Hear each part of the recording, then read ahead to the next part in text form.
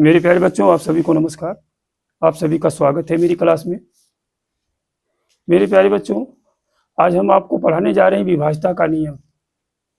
बहुत ही महत्वपूर्ण, कहिए कि हर चैप्टर में इसकी ज़रूरत पड़ती है। इतना महत्वपूर्ण है कहिए मत। इसको सीखना बहुत ज़रूरी है बच्चों। यदि आपको नहीं आता है तो एक बार वीडियो देखिए पूरी हमारी, आपको एकदम समझ में आ जाएगा। एकदम जीरो लेवल से हम इसको बता रहे हैं, बेसिक से। और लाइक कमेंट जरूर किया करिए। आई बात समझ में? चलिए, तो देखिए शून्य का नियम क्या है। शायद आज तक आप लोग शून्य का नियम भी नहीं पढ़े होंगे। देखिए शून्य का नियम क्या है। शून्य सभी संख्याओं से क्या है, जो शून्य है सभी संख्याओं से कट जाता है। शून्य सभी संख्याओं से कट जाता है, लेकिन कोई भी संख्या शून्य से नहीं कटती है। लेकिन कोई भी संख्या शून्य से नहीं कटती है, सिर्फ शून्य को छोड़ करके। शून्य को छोड़ करके कोई भी संख्या शून्य से नहीं कटती है। आई बात समझ में? तो आइए हम इसका प्रैक्टिकल करके आपको दिखाते हैं। इसका उदाहरण लेकर हम आपको समझाते हैं। जैसे देखा जाए, जैसे आई देखिए, अगर हम 10 को 2 से भाग देंगे तो क्या आएगा। 10 को 2 से भाग देंगे तो क्या आएगा। तो आप कहेंगे सर जी 5 आएगा, 2 5 10 होता है। तो हम जानते हैं कि जिससे हम भाग देते हैं और भागफल का हम क्या कर दें, गुणा कर दें, तो पुनः वो संख्या हमें प्राप्त हो जाती है। तो देखिए 5 गुणे 2, 5 दूनी कितना होगा 10। यदि हम इसी तरह से अगला उदाहरण ले रहे हैं, 9 में अगर हम 3 से भाग दे रहे हैं तो कितना आएगा। 3 त्रिक 9, 3 त्रिक 9, और 3 और 3 का हम गुणा कर देंगे तो क्या प्राप्त हो जाएगा हमें, पुनः 9 प्राप्त हो जाएगा। पुनः यानी वो संख्या हमें क्या हो रही है, प्राप्त हो रही है। देखिए आई बात समझ में? अगर हम एक और उदाहरण लेते हैं, अभी शून्य का मतलब आपको हम दिखा रहे हैं, खाली देखते जाइए। अगर हम शून्य में 1 से भाग देते हैं या किसी भी संख्या से शून्य में भाग देते हैं तो उसका मान क्या आता है। शून्य में अगर किसी भी संख्या से भाग दिया जाए, या हम यहाँ तो हमने 1 से दे दिया है, किसी भी संख्या से आप भाग देंगे तो शून्य आएगा। क्या मान आता है।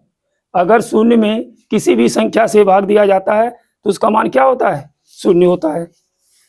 अब क्या होगा, अब देखिए पुनः ये संख्या में प्राप्त हो रही कि नहीं हो रही है। हम इन दोनों का गुणा करेंगे, 1 गुणे 0 तो कितना आएगा। अगर शून्य से किसी संख्या में गुणा किया जाए तो उसका मान क्या हो जाता है, शून्य।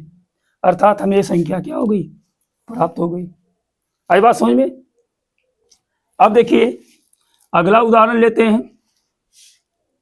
अगर हम शून्य में, अगर हम शून्य से जो है किसी संख्या में भाग दें, जैसे 2, हमने शून्य से किस में भाग दिया, 2 में भाग दिया, तो बताइए क्या मान आएगा। तो बोले क्या आएगा, कहेंगे कि सर जी 0 से यदि किसी संख्या में भाग देते हैं तो उसका मान अनंत आता है, यानी अपरिभाषित आता है। आई बात समझ में? तो अनंत, अगर हम देखिए यही इस अनंत का और 0 का गुणा करें तो क्या आएगा 2। तो हम देखिए अनंत और शून्य का जब गुणा करेंगे तो हमें अनंत ही प्राप्त होगा। क्या प्राप्त होगा, अनंत ही प्राप्त होगा। इससे आप क्या देखिए, 0 से एक संख्या में भाग दिया हमने। देखिए कह रहा कि शून्य सभी संख्याओं से कट जाता है, जो शून्य है सभी संख्या से क्या है, कट जाता है। लेकिन कोई भी संख्या शून्य से नहीं कटती, कोई भी संख्या शून्य से हम भाग देंगे तो नहीं कटेगी। आई बात समझ में? बहुत ही बेहतरीन नियम है, आपको समझ में आया। एक और उदाहरण हम लेते हैं। जैसे यहां हम देख रहे 5वां उदाहरण ले रहे हैं आपको। अगर हम जीरो में जीरो से भाग दें, जीरो में जीरो से भाग दें, तो बताइए क्या मान आएगा? है? क्या आएगा? चाहे 1 आ सकता है, 2 भी आ सकता है, 3 भी आ सकता है, 4 भी आ सकता है, यानी कुछ अनंत तक कुछ भी आ सकता है। बात समझ गए? अर्थात इसको हम कह सकते हैं अपरिभाषित। अपरिभाषित मतलब कुछ भी आ सकता है। जीरो से यदि जीरो में भाग दिया जाए तो उसका मान क्या होता है? अपरिभाषित होता है, यानी हम व्यक्त नहीं कर सकते क्या आएगा। 1 भी आ सकता है, 2 आ सकता है, 3 आ सकता है, 4 आ सकता है, 5 आ सकता है। आई बात समझ में? बोलिए। अब अगले पे चले।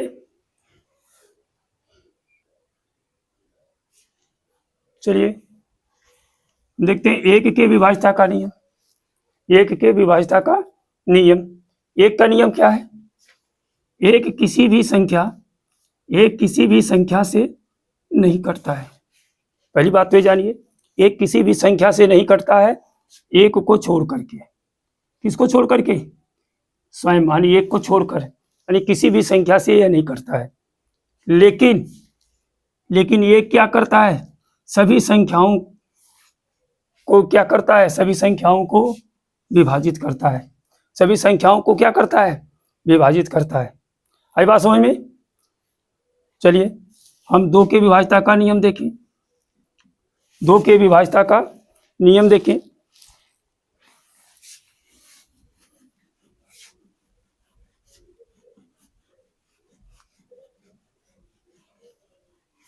दो के विभाज्यता का नियम देखें, यानी 2 से विभाज्य कौन कौन है? 2 से विभाज्य, तो 2 से विभाज्य क्या हो सकती हैं? 2 की विभाज्यता का नियम आपको पता ही होगा। कहेंगे यदि संख्या के अंत में, यदि संख्या के अंत में शून्य मिल जाए, या 2 मिल जाए, या 4 मिल जाए, या 6 मिल जाए, या 8 मिल जाए, वो संख्या क्या हो जाएगी? 2 से विभाज्य हो जाएगी। यदि संख्या के अंत में 0, 2, 4 या 6 या 8 हो तो वह संख्या क्या है? 2 से विभाज्य है। आई बात समझ में? तो वह संख्या 2 से क्या है?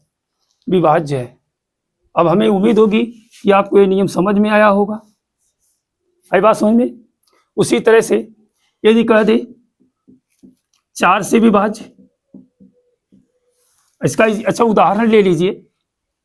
जैसे यहाँ पे हम कह सकते हैं 2 से विभाज्य में, जैसे कोई भी संख्या हो, जैसे 2520, लास्ट में 0 है, यानी ये 2 से कट जाएगी। आई बात समझ में? 145 यानी 1452, देखेंगे लास्ट में 2 है तो 2 से कट जाएगा। आई बात समझ में? यानी इस तरह से कोई भी संख्या लिखेंगे, यदि लास्ट में 0 मिल जाए, 2 मिल जाए, 4 मिल जाए, 6 मिल जाए, 8 मिल जाए, तो संख्या क्या है? 2 से विभाज्य हो जाएगी। आई बात समझ में? तो अगला उदाहरण, अगला जो लेते हैं 4 से विभाज्य। 4 से विभाज्य, 4 से कौन कौन सी संख्याएं विभाज्य होंगी? तो आप कहेंगे सर जी संख्या के अंतिम 2 अंक, संख्या के अंतिम 2 अंक, संख्या के अंतिम 2 अंक यदि 4 से विभाज्य है, यदि 4 से विभाज्य है,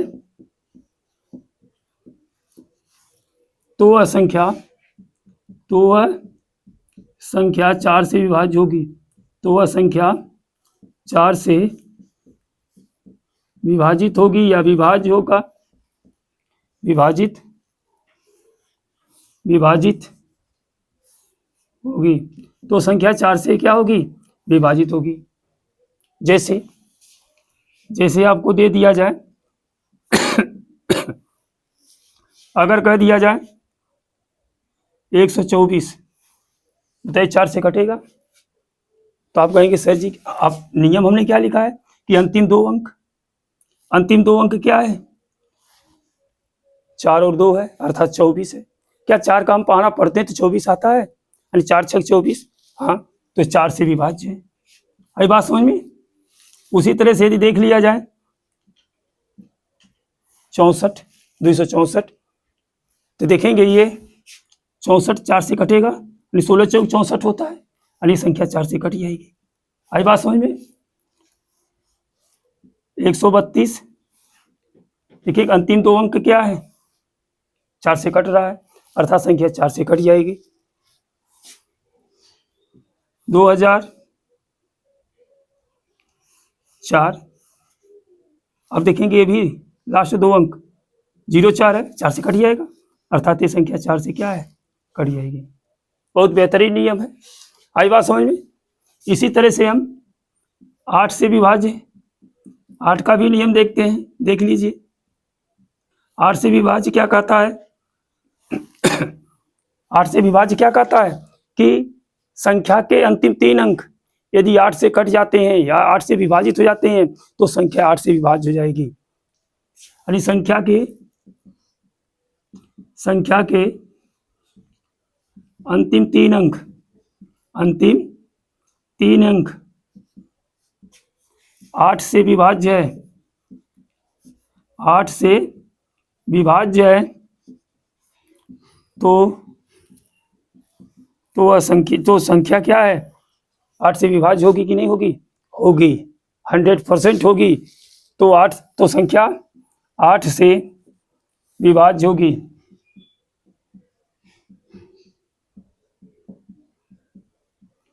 इसी तरह से हम 16 वाला भी है कि यदि संख्या के अंतिम 4 अंक 16 से विभाज्य है तो संख्या 16 से कट जाएगी। बहुत सरल है। देखिए 2 का क्या है, अंतिम अंक जो है यदि 2 से कटेगा तो संख्या 2 से विभाजित होगी। यानी 4 क्या है, अंतिम 2 अंक 4 से कटेगा तो संख्या 4 से विभाजित होगी। 8 क्या है, अंतिम 3 अंक 8 से कटेगा तो संख्या 8 से विभाजित होगी। 16 क्या है, अंतिम 4 अंक 8 से कटेगा तो संख्या 16 से विभाजित होगी। आई बात समझ में। ये बहुत महत्वपूर्ण नियम है। हमें जो है उम्मीद होगी कि आपको ये समझ में आया होगा।